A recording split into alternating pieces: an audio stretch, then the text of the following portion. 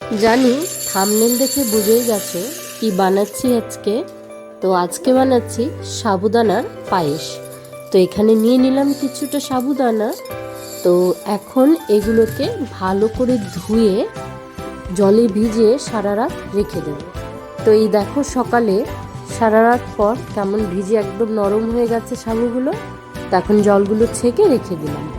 পাশাপাশি আমি এখানে 1/2 লিটার দুধ বসিয়ে দিয়েছি। এখানে একটু জাল করে হালকা ঘন মতো করে নেব।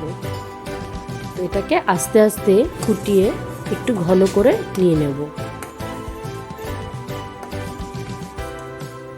তো দুধটা এখানে বেশ অল্প কমেও গেছে। 5 মিনিট পর এসেছি, দেখতেই পাচ্ছ বেশ ফুটছে টকবক করে, উতলে উঠছে। তো এখন অনেকটা ঘন হয়ে এসছে। দিয়ে দিলাম সেই ভিজিয়ে রাখা সাবুগুলো। তো এটাকে দিয়েও বেশ খানিকক্ষণ নাড়াচাড়া করে জাল করে নেব। তো এই দেখো একটু সময় পর এটাও ফুটে উঠবে।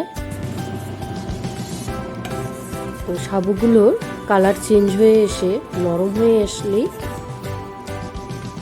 পায়েসটা হয়ে যাবে। তো এখানে জাল হচ্ছে, বেশ উতলে উঠছে বারবার। তো লক্ষ্য রাখতে হবে আর কন্টিনিউ নেড়ে যেতে হবে।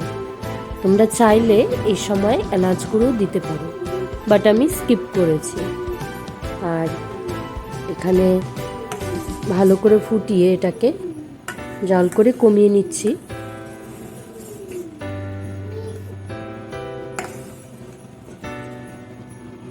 এখানে বেশ অনেকক্ষণই জাল হয়ে গেছে, তোমরা দেখতেই পাচ্ছ ফুটে উঠেছে। তো এই অবস্থায় আমি দিয়ে দিলাম পরিমাণ মতো চিনি। চিনিটা তোমরা যে যার অনুযায়ী দিতে পারো, কম বেশি করে। কেউ হালকা মিষ্টি ভালো পায় বা কেউ একটু বেশি, তো সেই হিসাবে দেবে।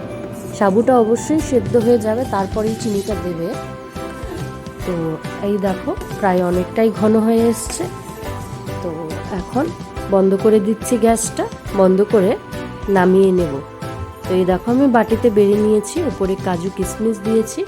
তোমরা কাজু কিশমিশটা আগেও পায়েস হওয়ার সময় দিতে পারতে।